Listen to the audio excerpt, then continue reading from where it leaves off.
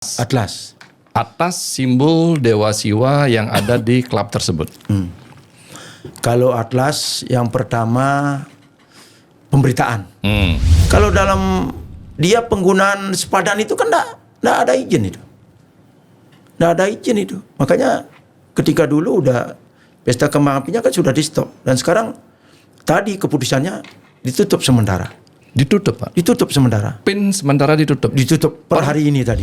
Jadi kepada katanya Bali ini adalah pariwisata yang membangga-banggakan budaya dan adat istiadatnya. Ya. Nah, hal-hal seperti itu tuh kan bagian dari adat istiadat, Pak. Ya. Nah, sekarang apakah adat istiadat ini lebih penting? Apa klubnya lebih penting? Jadi biar ada nuansa Balinya. Ini enggak ada. Kemudian seperti tadi saya soroti itu masalah orang berpakaian ke sana. Orang baru datang udah enggak pakai baju.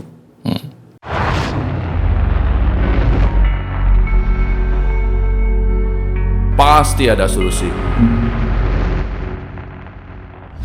Bicara cerdas, Pasti ada solusi.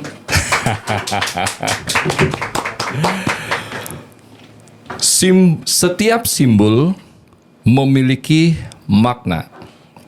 Setiap kebijakan memiliki dampak. Dan setiap keputusan memiliki konsekuensi. Di tengah perkembangan muncul perdebatan tentang simbol Dewa Siwa di Atlas dan atau perizinan tempat hiburan malam seperti Fin Club. Apakah ini sekedar seni dan bisnis atau ada nilai yang lebih dalam? Hari ini kita akan berbincang bersama Bapak Nyoman Oke Antara, dan beliau 2 kali DPRD Kabupaten dan 3 kali DPR Provinsi. Dan sekarang beliau berada di posisi sebagai Sekretaris Komisi 1 Bidang Pemerintahan yang mencakup hukum, peraturan, aset kepegawaian, dan perizinan Provinsi Bali. Pak Oke, swastiastu, Pak. Swastiastu. Pak Oke, saya terkesima, Pak. Baru pertama kali pas impression saya jujur nih, Pak. Kita kenal baru 2 menit. Saya chat Bapak sekali, Bapak merespon, dan saya ketemu dengan Bapak 2 kali, Pak. 2 kali DPRD Kabupaten. 3 kali DPR Provinsi. Kok sebangnya sing tegah, Pak?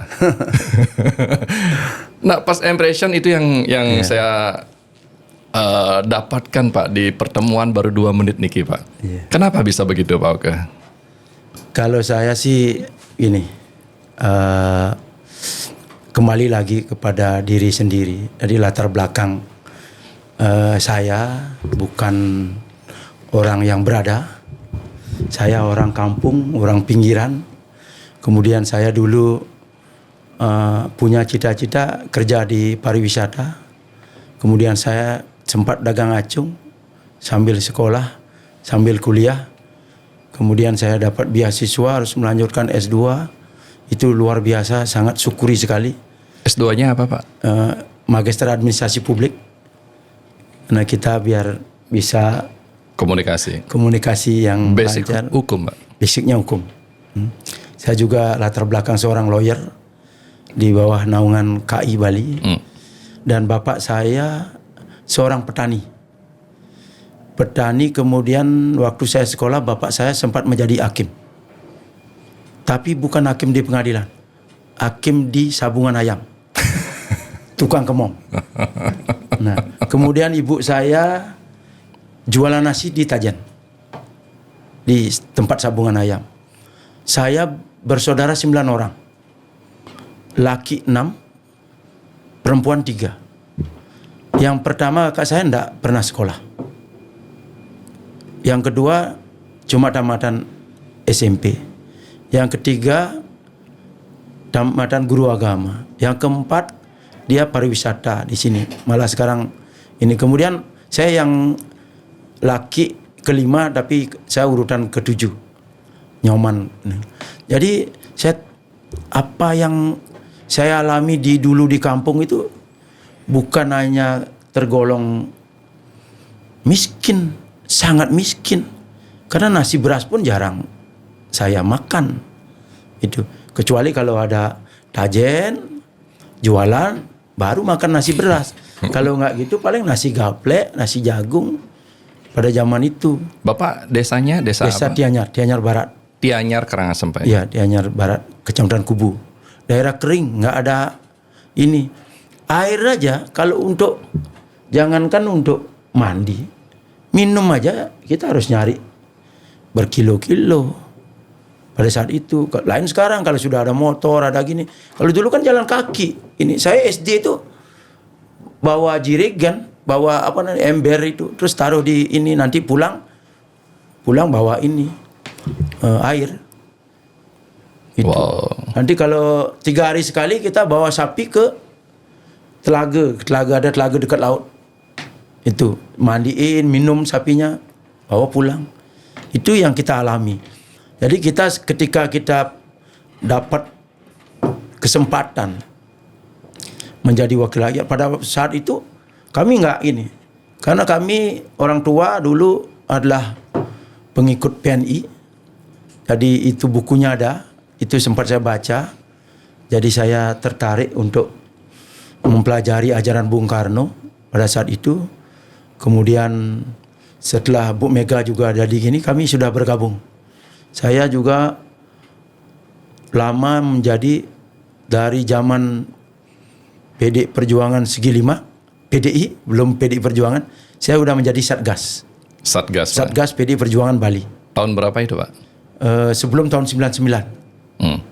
Tahun 99 saya udah, waktu Kongres Bali pertama, perubahan ini jadi PD Perjuangan, saya udah jadi pecalang Bali bersama bapaknya Made Jaya. Pak Nyoman Lepuk. Pada peralihan zaman reformasi saya ikut ini bergerak. Sampai sebelum zaman reformasi saya sering diintimidasi oleh aparat. Kadang-kadang tidur di laut kayak gini karena anak muda yang bandel, yang tidak ikut apa perkembangan zaman. Bapak saya juga sering diintimidasi, terutama dengan Partai Golkar. Disuruh gini ya, tapi ya tetap pasang gambar Bung Karno juga tidak diperbolehkan. Akhirnya dimasukkan ke gerobak biar tidak diketahui. Nah itu yang terjadi. Kemudian setelah saya tiba-tiba 2009 pemilu 99 saya seharusnya udah calon, tapi saya tidak mau. Diberikan teman yang menjadi calon DPRD. Waktu itu ada teman 4 orang yang maju, teman seperjuangan, ajak gerada geruduk, 3 yang lolos. Nah setelah ketiganya ini, kemudian tokoh masyarakat merasa ketiga orang ini kurang dekat dengan rakyat. Maka saya diminta untuk ikut mencalonkan di 2004. Saya berpikir ini usaha saya baru maju nih. Baru maju, saya bikin dupa, bikin minyak masas, masas relaxing, bisa aromatik terapi itu di Sungkau. Di Denpasar Pak ya? Ya, udah itu saya bikin dupa, aromatik terapi juga. Kemudian saya taruh di arsop-arsop, kurang lebih ada 30 arsop di Kutu itu. Saya gini. Kemudian pada saat itu saya diminta untuk maju. Nah, kenapa saya ini? Pertama saya menolak. Yang kedua, ketika salah satu tokoh ini di kampung, kalau ndak mau maju, jangan paksa anak-anak memilih PDI. Nah, ini jadi saya ada beban ini. Saya udah bangun dari nol, PD Perjuangan sampai menang ini. Kemudian dengan ulah teman-teman ini akhirnya redup. Akhirnya saya saya maju. 2004. Usaha saya waktu itu serahkan ke adik sampai sekarang 2004 masih. itu dupa, minyak relaksasi, Ya. itu lagi Top. baru naik begini Pak. Iya, Belum di puncak, baru lagi baru. dan belum banyak orang itu. Dan saya pada saat sebelum itu saya juga kerja di PT Densi Prima dengan waktu itu bapaknya seorang kepala kadin, Pak Made Dikse, itu Bergerak di bidang itu dupa aromaterapi. oke. Karena saya yang paham. Sebelum itu saya dengan Pak Chandra, Bupati Kelungkung. Kelungkung. Saya juga jadi marketing profesionalnya dia di sana. Terus dari pegang satu perusahaan ke dua perusahaan saya, air dan gininya. Kemudian karena gaji nggak cocok, saya mundur. Kemudian saya gabung dengan Densi Prima. Itu perusahaan yang lagi nol, belum bergerak di bidang apa. Yang bos kita masih jadi kepala cabang Vespa Bali di dealernya. Itu setelah saya tahun kerja di sana, saya ngomong dengan dia, Pak Ade, urus ini bareng. Nanti setelah 1 tahun saya akan keluar. Masa terus-terusan saya jadi ini. Pak Oke. Iya. Kurikulum PT atau perjalanan Pak Oke itu bukan dari nol, saya perhatikan ya. Bahkan dari minus. Kenapa bilang dari minus? Karena memang dari kekurangan Pak. Mohon maaf Pak ya, itu masa lalu. Akhirnya Pak memiliki yang namanya semangat juang untuk maju ke depan. Di Anyar adalah kita tahu daerah yang sangat kering. Dan memang sumber daya alam tidak gampang hidup di situ Pak. Air aja susah. Akhirnya Pak pergi ke Kuta dan lain sebagainya. Berpindah-pindah Pak. Menjadi marketing, menjadi kerja di tempat ini Dagang dan lain acung, sebagainya. Dagang kerja di garment, di kargo. kena pergaulan Kuta kan. Syukur-syukur masih positif sampai sekarang. Positif. Tapi badan udah mulai tato. Aman. Nah, aman. Yang tato karena dulu lingkungan. Nah, yang mau saya tanyakan ini Pak, kan 2 kali DPRD Kabupaten, 3 kali DPR Provinsi Bali. Apa motivasi Pak kok tetap rendah hati Pak ya? Minimal ada kesombongan lah sedikit di situ Pak. Apa motivasinya nih Pak? Ya kalau nama saya juga namanya wakil rakyat. Tanpa rakyat kita nggak bisa gini. Tujuan kita mungkin satu-satunya anggota DPR yang nggak pernah nabung mungkin saya. Tidak pernah nabung Pak? Nggak pernah nabung, nggak pernah punya tabungan. Kalau saya sih kalau punya uang tuh pasti pasti fokus itu. Makanya anak-anak itu yang paling gampang katanya dihubungin anggota DPR ya saya. Saya nggak pernah matikan HP. 24 jam HP tidur dekat telinga. Jam berapapun. Saya ngantornya sering di rumah sakit. Loh, kok Ngantornya malam-malam di rumah sakit. Saya bilang, bagaimana Pak Dewan kok berada di rumah sakit? Ya gimana, orang dibel oleh masyarakat katanya mau dia ini. Kalau enggak diurus kan katanya, kalau tidak ada yang ngurus katanya kurang dapat penanganan. Dan Pak Nyoman terjun langsung? Terjun langsung. Pak Oke terjun langsung? Terjun langsung. Kadang-kadang sampai masyarakat itu malu dengan saya, malah duluan saya nyampe rumah sakit daripada dia nyampe. Karena dia baru jalan dari rumahnya udah bel saya. Ngurusin orang ini darah, ngurusin ini. Karena ada yang punya organisasi namanya Akar Bali. Itu udah berdiri tahun 95. Sekarang kebetulan saya ketua umumnya di Bali. Penasihat saya adalah Pak Alik Lakan. Oh, oke. Pak Tamu Danaya, Ketua Bapemperda Provinsi. Ada Pak Suwiyase. Ada Bupati Karangasem, Pak Dedana. Itu penasihat saya di ini organisasi. Itu organisasi membangun karakter anak bangsa dengan pendidikan seni, budaya, dan olahraga. Jadi kita, dan sosial. Kalau ada urusan bencana, kita tidak tanggung-tanggung untuk berada di dalamnya.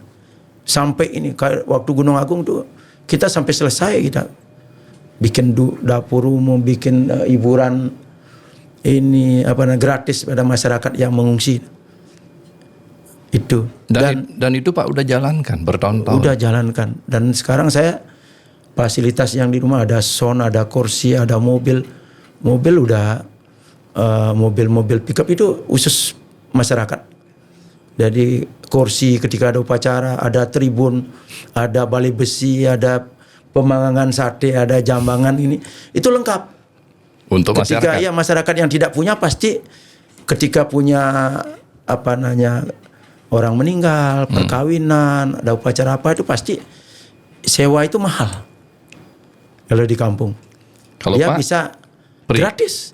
Nggak sama sekali nggak gini. Nggak gratis. Tapi kadang itu kadang kita dibawain sate ke rumah. Udah nggak usah itu. Dan air mineral rumah saya di kota dan di kampung itu selalu ada. Kapan orang meninggal, kapan orang ini kalau keperluan udah ngambil sendiri. Pak, apa motivasinya Pak ya? Niki kita penasaran aja nih bahwa Bapak tidak punya tabungan, terus sering ngantor di rumah sakit, benar-benar untuk rakyat. Niki masih belum percaya kita ada DPR seperti itu Pak. Karena image-nya kan, mohon maaf Pak ya, kalau saya memang maju habisnya 500, minimal kembalinya 2 lah. Ya, image-nya Pak, Ya. image-nya. Motivasinya Pak apa Pak? Kalau motivasi saya kan orang desa. Kalau tanpa ada yang mewakili kekurangan-kekurangan masyarakat desa, kadang itu kan. Kalau biasanya kalau orang sakit salah satunya pakai BPJS pasti pelayanannya agak kurang. Nah ini yang saya dampingi. Ketika orang kena kasus permasalahan, kalau tidak dampingi pasti akan terpojokkan. Banyak yang gini. Nah itu yang kepuasan saya kan ini. Satu, masyarakatnya merasa ikut memiliki saya. Dia memilih saya, tapi dia bisa memanfaatkan saya, terutama yang posisi kebenaran. Kalau saya sih kadang-kadang kan orang minta bantuan tidak selalu dia benar, kadang salah dia ini. Tapi saya tidak segan-segan akan mengatakan oh ini tidak usah ini. Dulu sempat saya dipanggil sama anak-anak perantauan, itu katanya tukang ojeknya dilarang di Kuta, minicengnya ditutup di Kuta. Saya datang salah satu kafe yang ada di Glogor Care. Saya diundang, isinya anak Karangasem semua. Saya duduk di sana. Kenapa? Ada apa ini? Ini ngojek katanya tidak dilarang. Ngojek dilarang sama adat Kuta. Saya mau tanya, ojeknya udah Pak bawa izin, pakai izin apa enggak? Enggak. Loh. Ya pantesan dilarang. Kan ada ojek-ojek ini yang sudah pakai izin gabung di sana. Bacalah berita minggu lalu. Tamu diperkosa sama tukang ojek dan barangnya dirampok. Ini jangan salahkan adat Kuta melarang. Karena dia ingin menjaga kualitas pariwisata yang ada di Kuta. Yang selama ini kan seni, budaya, adat istiadat itu yang menyebabkan tamu berdatang ke Bali. Kemudian yang miniceng, ada masukan Pak bisa gini. Kalau Anda datang ke DPR beda. Kalau saya datang ke sini tidak ada wartawan. Tapi ketika Anda datang ke DPR provinsi ada wartawan. Mitra kerja saya Polda. Otomatis kalau pertimbangan hukum kita akan ini koordinasi dengan Polda. Apa permasalahannya? Kok miniceng dilarang? Nah ternyata ada yang miniceng itu ada yang benar-benar miniceng, ada yang sekedar miniceng untuk mencari hasil yang tidak sebenarnya di sana. Nah itu yang saya kasih akhirnya begini. Kemudian kemana aja Anda koordinasi? Loh teman polisi udah gini nyambung dan lain-lain. Udah itu. Terus dengan adat gimana? Nggak ada nyambung. Seharusnya di mana bumi dipijak, di sana langit dijunjung. Betul. Kalau begitu sebaliknya, di mana langit dijunjung, di sana bumi dipijak. Kalau saya dulu di Kuta 10 tahun lebih, teman Kuta, prajurit adat, pemuda, senang dengan saya. Ketika ada permasalahan selesaikan bareng, nyambung semua. Udah itu saya telepon teman di Kuta, telepon di hadapan dia. Nah itu, bagaimana niki nyama Karangasem adi merasa kene aja nyama Kuta. Wah kene mana itu ya? Yang pidan nyoman ini kan cara menyamur agak. Beriak-beriuk gitu. Yang jani lain mana itu? Asal tepuk nyaman mana ini di Karangasem jak lengan gede dia gitu. Nah itulah akhirnya dia yang kasih teman-teman masukan begini, nak boleh gitu. Walaupun raga di Bali, tapi tetap raga ini merantau. Orang punya ini harus dihargai. Tidak harus dihargai ketika dia salah, harus tetap dihargai. Tapi kan harus mengerti lah. Betul. Bali kan ada istilah nyama beraya. Ini nyama. Itu loh. Karangasem kan sudah kasih contoh. Zaman kerajaan udah bawa orang Muslim ke Karangasem banyak. Sampai sekarang pun itu nyama Muslim. Penjual nyama beraya, beriak-beriuk. Karena ini Banjar Bali, ini kampung jauh, kampung Lombok, ini Banjar Bali terus mengkelilingi kota. Dan tidak ada pernah ada masalah. Tidak ada permasalahan. Nah ketika nyama Muslim ada orang luar yang gini kan kita ingatkan lagi. Dia gitu nyana raga bo menyamu ya bo lawas. Nyana nulian nak lijoh raga ngadukang. Ya begitulah. Mebat di Banjar pun ada menunya. Ada menunya. Menu Muslim, menu Bali. Iya, yang Muslim digarap oleh Muslim, yang Bali digarap oleh Bali. Makannya sama begibung. Itu yang ada Karangasem dan itu Pak, ya. masih terjaga. Walaupun sudah berkurang tapi itu masih terjaga. Tradisi. Nah itulah kalau saya sih ambisi untuk kaya di sana pasti enggak. Kalau pejabat kan udah disurvei, apalagi di DPR. Yang senang korupsi pun enggak ada celah. Karena kan hanya gaji aja yang masuk rekening e-money. Sisanya itu kan kalau berangkat tiket dibayarin. Kalau mau nyari hotel dibayarin oleh sekretariat. Enggak bisa kita tidak uang lagi dikasih. Tidak uang dikasih. Nah itu. Jadi kan tujuan saya yaitu masyarakat kami harus ada yang mewakili. Kalau enggak gitu jauh ke terbelakang. Sekarang bayangkan di desa adat saya ada 31 Banjar adat. Itu 31 Banjar adat. Satu desa, Pak. Satu desa adat. 3 desa dinas. 31 Banjar adat. Yang 31 Banjar adat ini saya sudah kurang lebih 28 saya bikinkan Balai Banjar. Wow. Sudah bikinkan Balai Banjar. Sudah hampir sepertiga udah saya kasih gong. Ada gong kebiar, ada Bleganjur. Itu yang di desa saya. Kemudian sekarang program saya Balai Kukul. Kalau dulu belum, enggak punya. Baru 1-2 yang punya. Itu. Dan itu perjuangan saya. Kemudian di desa-desa yang lain. Makanya basis saya kuat di bawah. Kemarin semua pakai uang, saya enggak. Masih sisa suara 23.125 Wow. suara. Padahal garapan saya sudah terasa lebih dari 40.000. Tapi karena ada yang mungkin hatinya goyah dan lain-lain ya. Tapi yang kuat, yang pelihara saya dari dulu yang ini, yang militan. Dan nyambung. Itu pun sewaktu-waktu saya diminta malam turun malam. Wow. Diminta siang turun siang. Itu kita seperti saudara. Saya kalau datang ke masyarakat saya bukan nyari suara. Saya nyari saudara. Kalau nyari suara nanti setelah pemilu udah nggak nyambung lagi. Kalau saya biar seterusnya.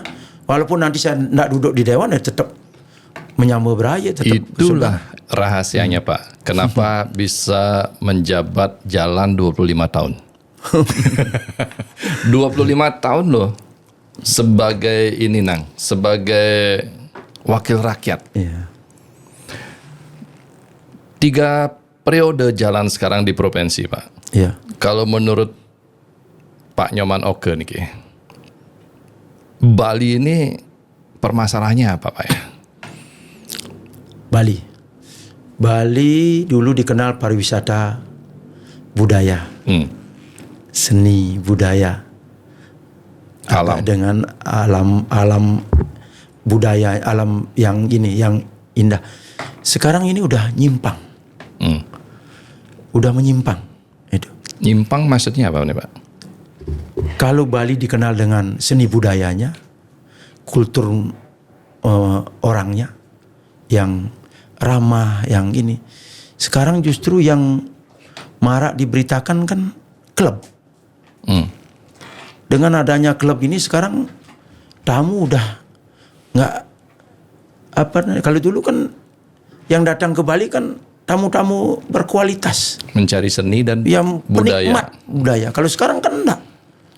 Tamunya pakai enggak mau mematuhi aturan kita, enggak mau menghormati kultur kita.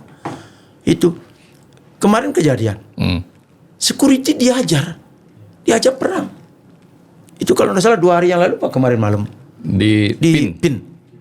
Itu tamunya bayangkan tuh, datang ke diskotek enggak pakai baju, pakai celana pendek, pakai sandal. Ya karena klub Pak. Iya, makanya kenapa harus Beach Club. ya beach club? Itu saya aja kalau Surabaya di hotel mana tuh yang di Tunjungan itu kemarin saya mau sarapan pakai sandal hotel di stop. Pak, di sini enggak boleh pakai sandal. Terus saya ini lantai 22 ini masa harus naik? Iya Pak, harus. Ini Pak harus pakai sepatu. Nah, kenapa di Bali ini yang ini? Kenapa enggak bikin? Tadi saya udah kasih juga dari manajemen PIN, saya kasih tahu. Harus bikinlah aturan sedikit yang biar lebih sopan lah. Itu. Masa enggak pakai baju, enggak pakai gini, kemudian ya seolah-olah apalah sudah tidak. Kalau masuk daerah Canggu itu udah enggak kayak di Bali itu. Kalau di sore itu di daerah-daerah yang klub-klub itu, walaupun saya pakai tato, bergaul dengan orang bermacam ragam itu, saya belum pernah masuk fan club sampai sekarang. Apa namanya yang satu ini Atlas, baru kemarin saya Datang ke sana Pak. waktu nutup itu, saya datang ke sana. Nggak pernah saya. Sering diajakin sama teman gini ya. Ada yang mau sama dengan kita kalau ke Jakarta itu kadang-kadang kan saya punya teman juga di sana. Kadang mau dia, enggak lah, biar istirahat habis rapat dengan kementerian kalau gitu. Paling kembali ke gini. Bukan munafik, tapi artinya hal-hal yang mana yang perlu kita dahulukan itu. Kalau saya di kampung, anak-anak minum, habis minum kalau harus joget, ikut joget. Kalau ada dangdutan, ikut dangdutan. Kalau harus nyanyi karaoke ya ikut aja, walaupun suaranya pas-pasan, ikut. Jadi itu karena katanya kalau orang yang baru-baru bergabung udah sekian kali nukung orang lain, terus ketika kemarin nukung saya, baru saya kundangan ke sana, orang minum terus saya ikut duduk di tempat minum, orang gini, tokonya di sana, baru saya merasa punya wakil rakyat. Kalau dulu paling menjelang pemilu aja dicari, selanjutnya enggak pernah ada kabarnya. Kalau sekarang, wah ini mau duduk di samping ini terus ajak ngobrol, ajak gini, enak katanya. Nah, memang saya enggak pernah merasa jadi pejabat.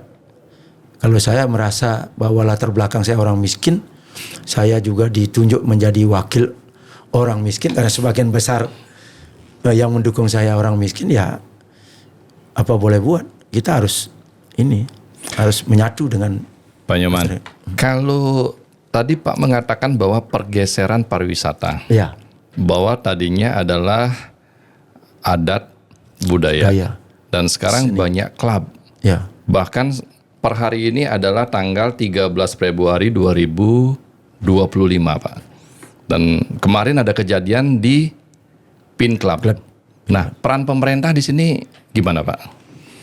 Nah itu dah.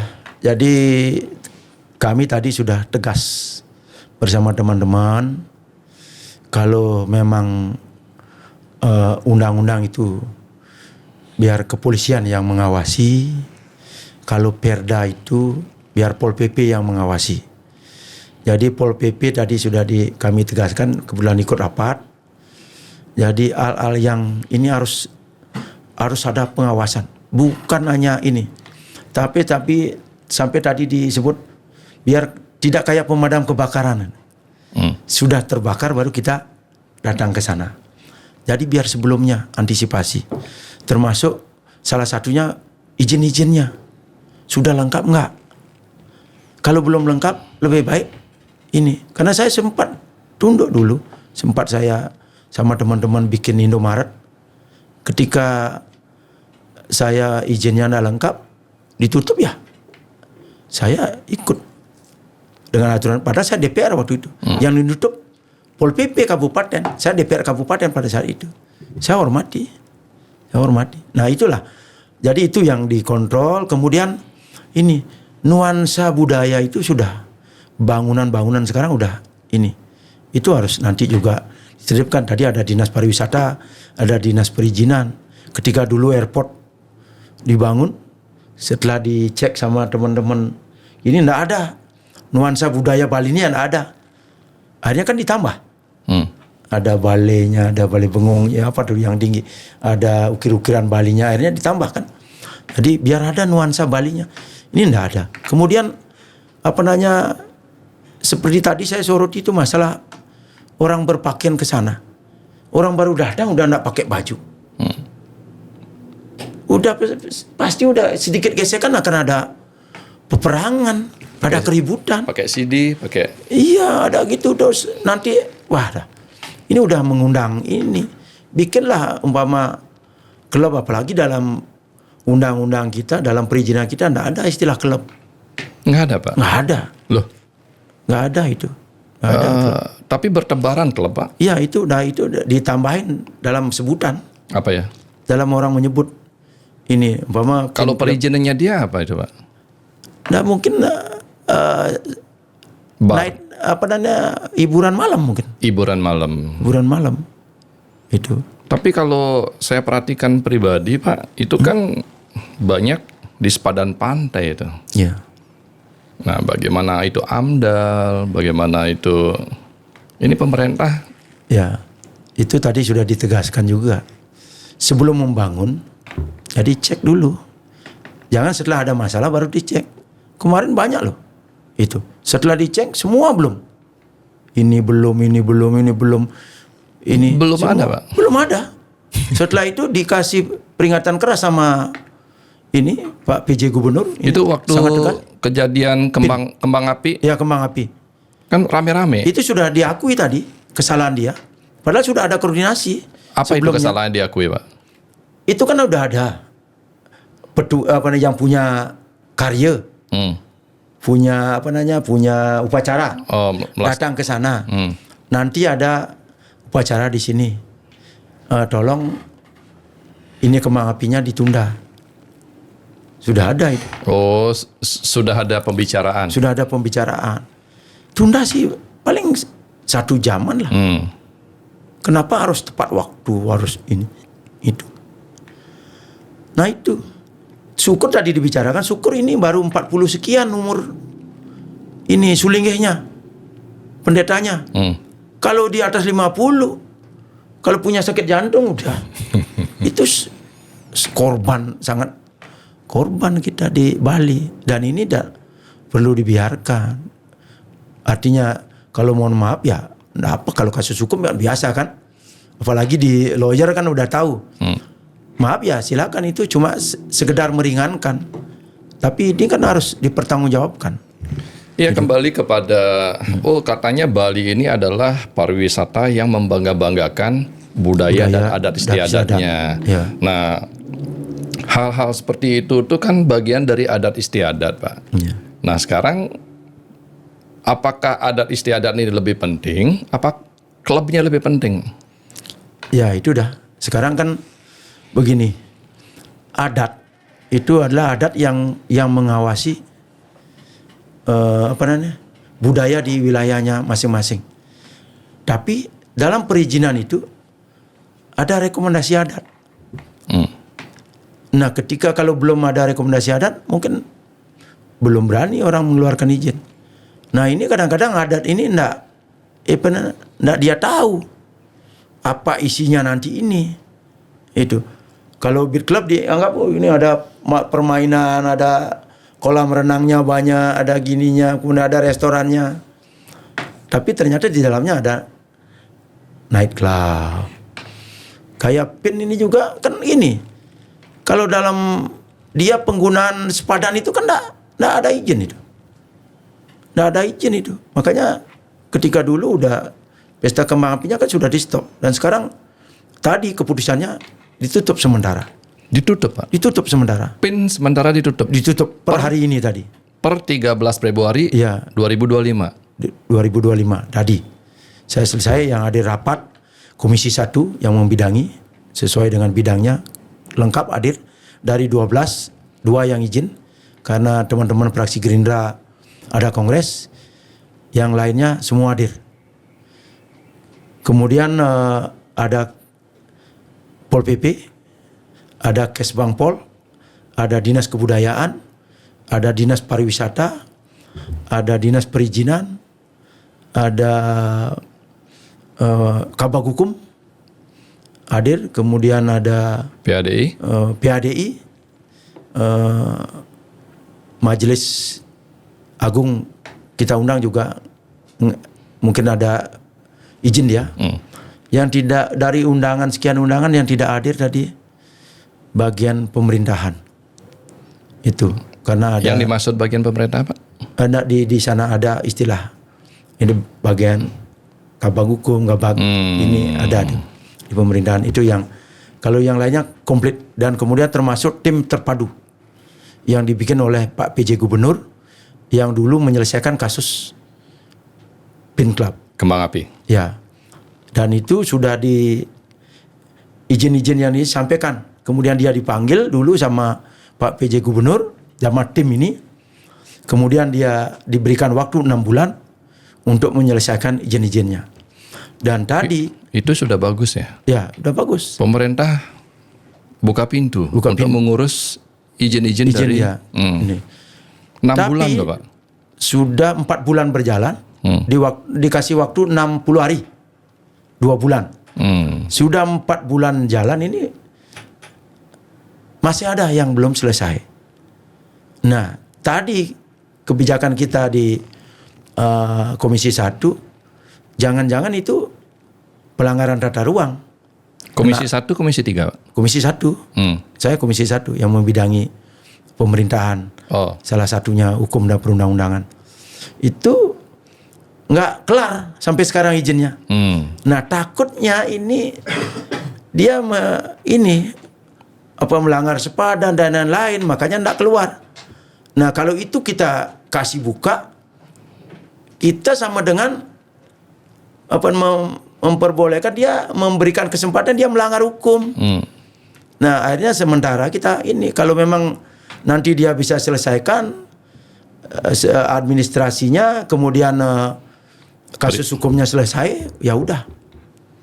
Itu. Berarti pertimbangan Tapi dengan tambahan rambu-rambu yang kita berikan. Itu. Berarti pertimbangannya PIN ditutup sementara karena perizinan, Pak ya. Bukan atas kejadian pemukulan. Oh, bukan, belum itu. Itu belum ada laporan. Oh, belum ada laporan. Kita lihat di media. Tadi juga sempat kita singgung-singgung, dari manajemen nggak ada yang Bersuara. memberikan penjelasan. Mungkin nanti kalau ada laporan itu kita ini. Nah, tahu itu kalau kelihatan sih security ini itu parah itu dikeroyok. Kalau yang begitu-gitu tuh ke pemerintah delik aduan atau umum, Pak? Jadi kan bisa saja dari pemberitaan juga bisa. Tapi kita itu kan tidak ada keterangan kemarin videonya. Cuma ini terjadi di seputaran PIN Club itu. Tapi belum ada sampai sekarang pun. Percisnya belum pasti entah di mana. Dan umpama ada korban dan lain-lain, belum ada beritanya itu. Nah itu mudah-mudahan sih nggak ada sampai ini. Tapi tadi sudah kita ingatkan harus lebih berhati-hati. Kemudian termasuk dinas perizinan dan lain itu, biar nggak kita sudah terlanjur keluar izinnya baru ini. Itu. Kalau Atlas memang kita ini bukan langsung tutup. Nah, Atlas sekarang lagi rame-ramenya, Pak. Ya. Oke, PIN kita dapat lah itu lengkap informasinya kenapa ditutup sementara, karena memang perizinannya masih belum lengkap. Lengkap. Sudah dikasih waktu untuk melengkapi oleh Pak PJ Gubernur selama 60 hari. Akan tetapi 40 hari ini ternyata masih banyak yang belum diselesaikan. Pinclub gimana Pak? Ini kan kontroversi nih. gini. Kok Pinclub, mohon maaf, Atlas. Atlas. Atas simbol Dewa Siwa yang ada di klub tersebut. Kalau Atlas yang pertama pemberitaan muncul. Setelah itu ada pengecaman terhadap anggota DPRD Provinsi Bali. Pengecaman. Ya, ada ini dibilang bahwa DPRD Bali rusak. Itu udah nggak kerja itu. Terus sudah ada pemberitaan gini, belum ngambil tindakan gitu. Padahal kami udah melakukan rapat-rapat. Kami udah melakukan pengumpulan data-data. Nah, setelah terakhir kami rapat dengan Komisi 1, sinyalnya udah kita akan menutup dulu. Karena ancaman orang untuk demo ke DPRD sangat banyak. Nah, termasuk waktu itu saya rapat pagi, kemudian habis rapat dengan Komisi 1, udah gitu kita turun ke Wantilan menerima perwakilan Kesatria Kris Bali dari seluruh Bali. Itu per kabupaten hadir. Mempertanyakan itu juga, menyampaikan itu juga. Padahal kita sebenarnya kita mau turun ke sana dan udah sepakat mau ini. Udah itu di sana kebetulan di Komisi 1 waktu itu ikut menerima, ada wakil ketua 2, kemudian ada ketua fraksi PDI Perjuangan hadir dan berpendapat, ada ketua fraksi Gerindra hadir dan berpendapat, ada ketua fraksi Nasdem Demokrat hadir berpendapat, ada ketua fraksi Golkar hadir di sana, ikut menerima dan berpendapat. PADI Pak? PADI kita koordinasi per telepon. Per telepon PADI sudah ini, dia sudah melayangkan ini secara umum dia sudah ini terbuka, melayangkan somasi terbuka PADI. Kemudian juga dia tujuannya kita bicara terus dia menyarankan 2 hal. 1, laporkan permasalahan ini karena ini udah jelas-jelas pelecehan. Yang kedua, tutup sementara. Yang menyarankan itu PADI. PADI. Yang laporkan permasalahan ini. Ya. Siapa yang melapor dan kemana dilaporkan? Dia menyarankan pemerintah ini yang melapor dan menutup karena dia tidak punya kewenangan. Kemudian dari hasil rapat kita sudah mengarah, kalau rapat kita juga kita memanggil tim ahli hukum biar kita nggak salah. Betul. Kemudian kita memanggil tim ahli hukum, kemudian kita minta keterangan bagaimana hasil kajiannya. Tim ahli hukum juga merekomendasi tutup sementara biar gejolak ini reda dulu. Udah itu kita ketemu masyarakat yang itu Kesatria Kris Bali juga dan lain-lain, sarannya menutup, untuk menutup itu. Kemudian nutup sementara. Tutup sementara. Kalau bisa kan nutup ini cabut izinnya gitu, tapi kan kita ngambil yang jalan sesuai dengan kewenangan kita di DPRD. Ya. Udah itu ada pendapat dari ketua-ketua fraksi. Ketua fraksi ini dari 4 ketua fraksi berpandangan, 1 yang tidak setuju.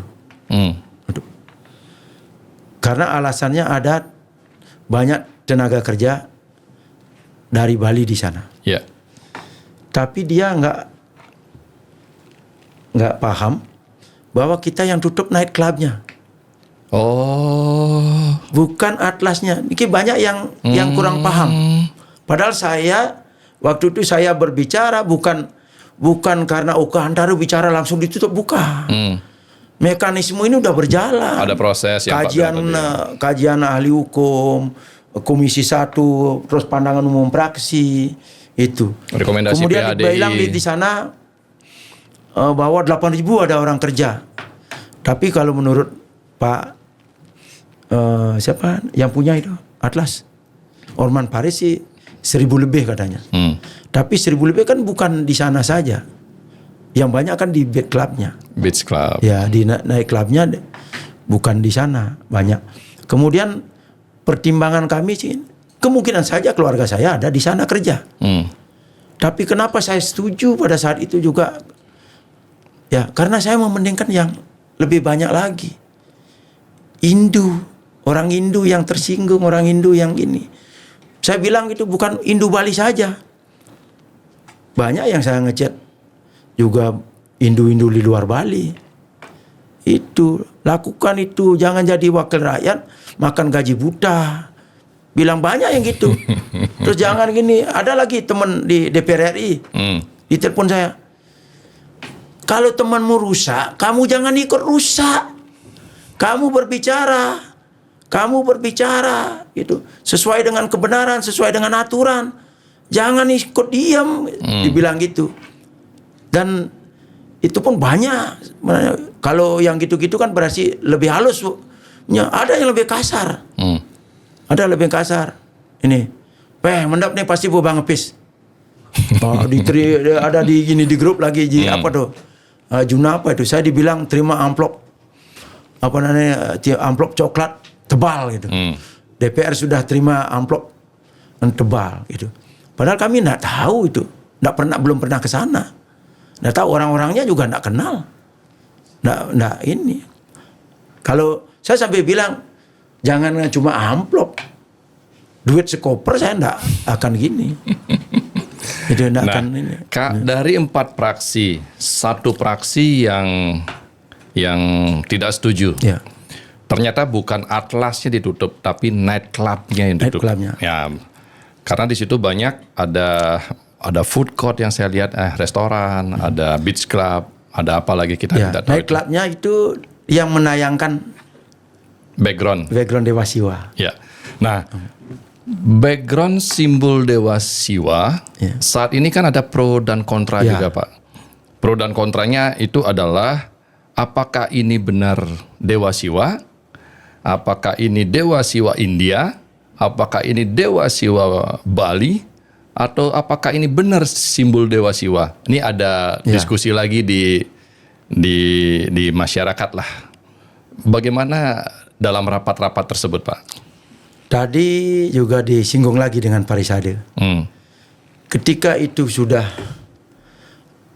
menyerupai dewa, biar patung, biar apa, biar lukisan dan lain-lain, walaupun belum dipasupati, belum diplaspas, itu tetap kita sakralkan karena itu lambang-lambang dewa kita. Itu. Jadi umpama orang bikin patung Dewa Siwa, taruh di bawah. Kalau orang itu dikencingi, kita bisa dituntut. Tidak etis. Ya, etis. Ini kan di Bali kan masih Pelecehan, orang masih sopan, masih polos, masih gini. Dulu kan grup ini kan bikin di Jawa Barat. Itu cuma nama aja kecil, ditutup sampai sekarang. Nggak boleh. Itu di Bali kan masih ada ini toleransi yang sangat tinggi itu, dan dia harus patuh itu. Kata Pak Koster itu, kalau orang mau datang ke Bali ya harus dia harus ikuti kultur orang Bali.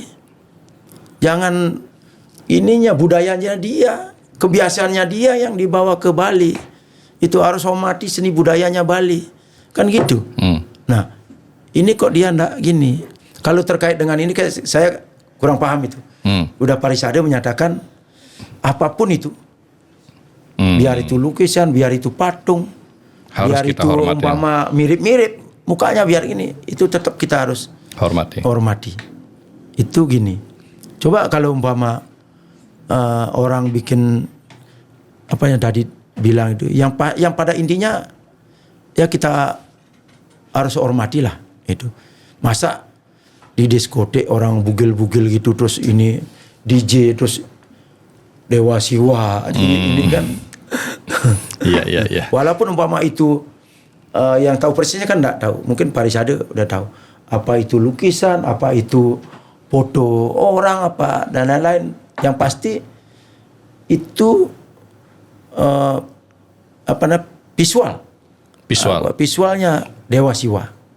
Itu ya harus kita hormati. Ya. Ya gitu. Kita bukan Hindu Bali aja yang menghormati Udara Siwa. Apalagi kita kemarin orang bilang waktu pada saat itu Dewa Siwa ini kita lambangkan jadi pelebur. Dia dewa pelebur kan? Nah, contohnya ketika kalau orang spiritual pasti dikaitkan.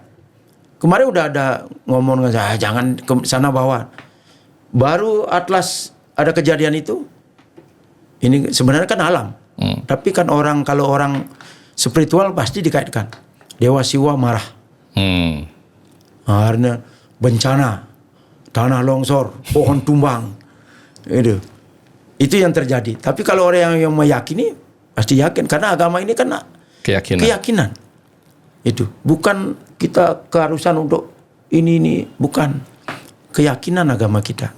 Kalau kita meyakini bahwa Dewa Siwa itu adalah dewa pelebur, ya kita yakin dan kita sembah. Keyakinan ini pun keanekaragaman kita jalannya di Bali, Pak Oke. Iya. Kenapa saya bilang begitu? Kemungkinan cara Bapak melakukan piodalan di rumah Bapak berbeda dengan cara saya melakukan piodalan. Iya, betul. Budaya dan adat pun tidak mungkin bisa sama. Ya. Dan itu pun sering dikatakan sebagai desa mewicara.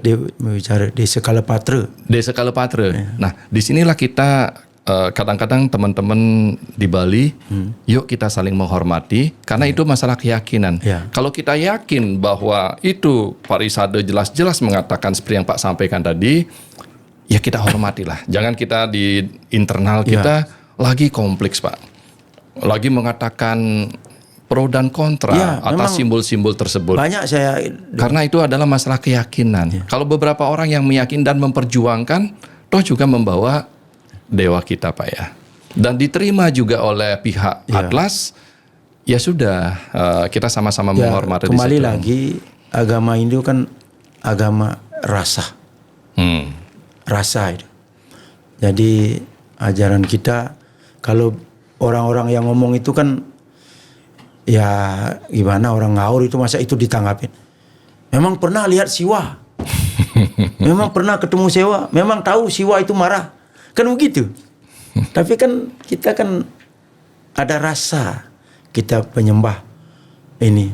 Karena kita kan juga gini kan, kalau kebetulan saya juga ada, kemudian di kamar suci saya belum saya perkenalkan, saya seorang pemangku. Saya seorang pemangku yang pertama di Pura Dadia namanya. Dadia Pasak. Kemudian saya juga waris Dukuh Sakti. Saya jadi pemangku di Pura Dukuh Sakti.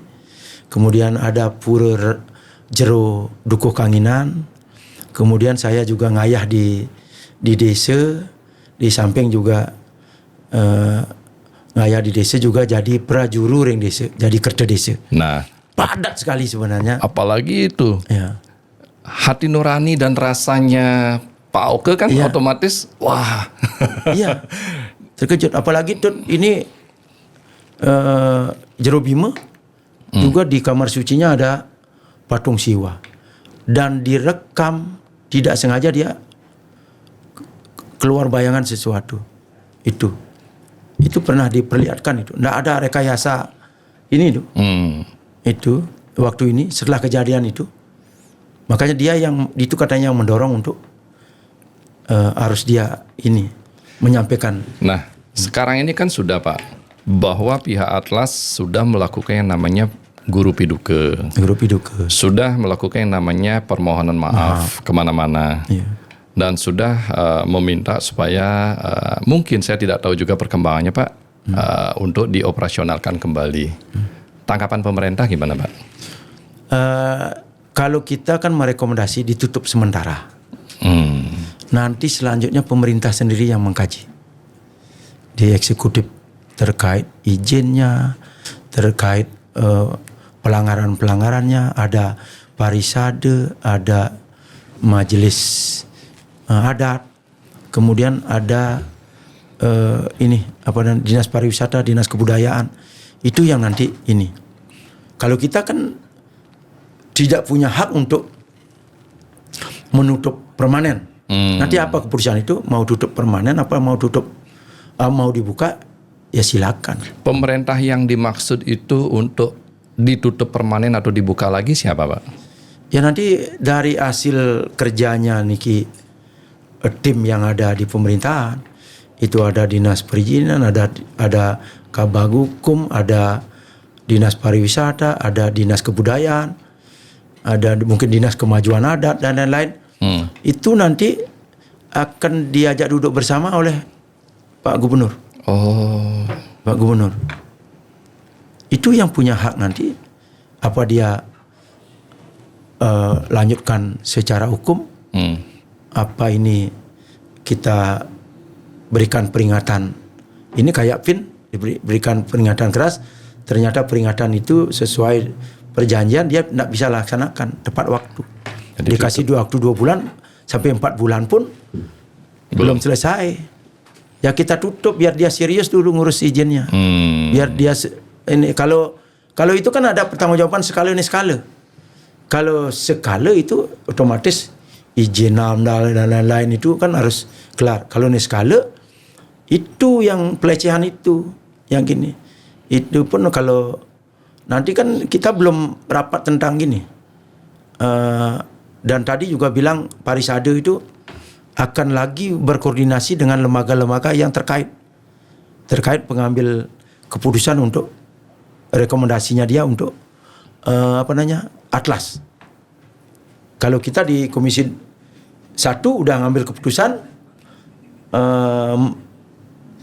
merekomendasi tutup sementara. ya. Sampai sekarang Astongkare nggak ada demo lagi. Coba kalau enggak tanggal 7 itu kita ngambil keputusan. Oh, pro dan kontra tinggi, Pak. Wah, ini akan terus. Kita ini. Inilah yang perlu kita ketahui bersama-sama, Pak. Ternyata pemerintah di dalam mengambil keputusan apapun atau kebijakan apapun itu tidak serta-merta atas mau saya sendiri, Pak ya. Itu ternyata banyak sekali dinas-dinas terkait yang memang hadir dan berpendapat dan boleh tidak tidak setuju. Boleh tidak setuju. Begitulah demokrasi yang rapat-rapat yang ada di sana, Pak. Iya, Dewan tidak sembarangan. Nah, jadi bukan serta-merta Pak Oko yang bukan. Kebetulan ini kan wartawan banyak. Ada yang nyorot ini, ada yang nyorot ini. Yang wartawan yang memviralkan saya sampai 2 juta ini itu saya disorot. Nah, itu seolah-olah Pak Oko yang terus ada lagi yang wawancarai saya. Itu malah itu yang meledak dia tadi ketemu Pak Oke dia merasa gini karena yang lain nggak nyampe 500 ininya. Ini dia udah 2 juta lebih. Tadi bilang kemarin saya dikirimin 1.800.000. Makanya pro dan kontra juga Pak Oke. Ngangwang kita. Iya, gitu. Waduh, apa namanya demen cuap-cuap, waduh, macam-macam. Saya ketawa-ketawa aja. Kalau mau tahu, saya sempat gini. Kalau mau prosesnya, silakan datang ke Dewan. Itu atau telepon saya jelaskan. Ya, mudah-mudahan ini didengar, Pak. Ya. Artinya mudah-mudahan juga ini dipakai sebagai bahan pertimbangan hati nurani bahwa amplop coklat juga belum ada. Mudah-mudahan nggak pernah ada. Mudah-mudahan teman udah kasih tahu juga. Mari kita kerja untuk rakyat. Karena banyak teman-teman kita DPR juga berjuang memang untuk kepentingan Bali masyarakat. Ya. Nah sekarang ke depannya Pak, ini kan berubahnya pariwisata, tatanan pariwisata dari budaya dan adat istiadat kita menjadi pariwisata klub. Apa langkah-langkah pemerintah ke depannya ini, Pak? Sekarang Pak Koster kemarin waktu masih aktif, Pak Koster itu merancang sebuah perda 100 tahun Bali ke depan. Di dalamnya ini ya itu menguatkan untuk seni budaya kita, kultur orang Bali ini biar terjaga sampai 100 tahun ke depan itu biar tetap di mana harus kita pertahankan, di mana harus kita mengikuti zaman kan gitu. Tidak harus mesti karena kita mau biar kedatangan tamu banyak, jadi kita terlalu ini. Nanti kan kita juga undang pelaku pariwisata ke depan ini, biar tidak terlalu ngobrol hotel apa penginapan terlalu murah di Bali, sehingga tamu di luar dia hanya tukang sapu jalanan, itu pembantu rumah tangga, dia bisa liburan ke Bali karena di Bali murah. Nah, dengan harapan ada apa tadi perda, Pak? Ya, 100 tahun Bali ke depan. 100 Bali ke depan ini akan menjaga Harapan atas hal tersebut, Pak. taksu Bali. Nanti taksu Bali ini lagi 100 tahun lagi pun masih tetap kita terjaga. Nah, ini yang nanti kita akan tekankan, apa nih yang kita permasalahkan ini, kalau ada klubnya ini kan udah sudah bergeser Ya. tatanan pariwisata kita. Makanya tadi saya sampaikan ini, kalau Bali dikenal bukan hanya klubnya, bukan klubnya di Bali kenal. Di Bali dikenal karena kultur masyarakatnya, budayanya, Seperti seninya. Ubud. Ya, Ubud kan sampai sekarang masih mempertahankan yang namanya pariwisata, budaya, dan adat istiadat. Klub saya lihat belum ada, Pak ya.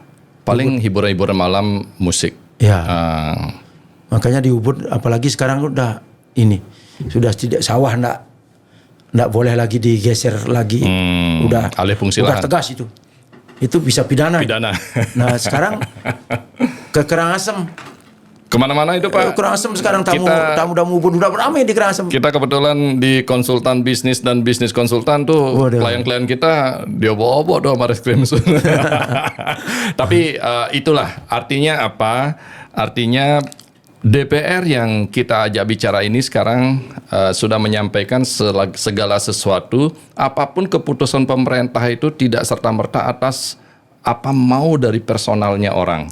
Akan tetapi itu atas kajian dan pengumpulan data-data tersebut. Iya. Dan pasti pemerintah akan memikirkan dampaknya. Dan dampak itu dilihat, pasti pemerintah juga akan memberikan rambu-rambunya. Iya. Dan bukan sekedar rambu-rambu, bagaimana pelaksanaannya. Dan bukan bagaimana pelaksanaannya, apa harapannya. Mudah-mudahan diskusi kita hari ini, kita semakin dirukunkan, kita semakin bersama-sama menjaga atas taksu Bali, dan bagaimana kita juga mempertahankan budaya dan adat istiadat kita, karena itulah pariwisata atau orang-orang yang mau datang ke Bali. Bukan serta-merta hanya klub, bukan serta-merta hanya foya-foya, akan tetapi ada sesuatu yang memang negara-negara lain tidak miliki, tetapi kita di Bali miliki. Semoga bermanfaat, salam sehat, rukun-rukun selalu, damai-damai selalu, dan semoga kita diberikan pemikiran, hati nurani, lingkungan yang santi. Pak, matur suksema. Om Santi Santi Santi Om. Wah. Sukses ya, Pak.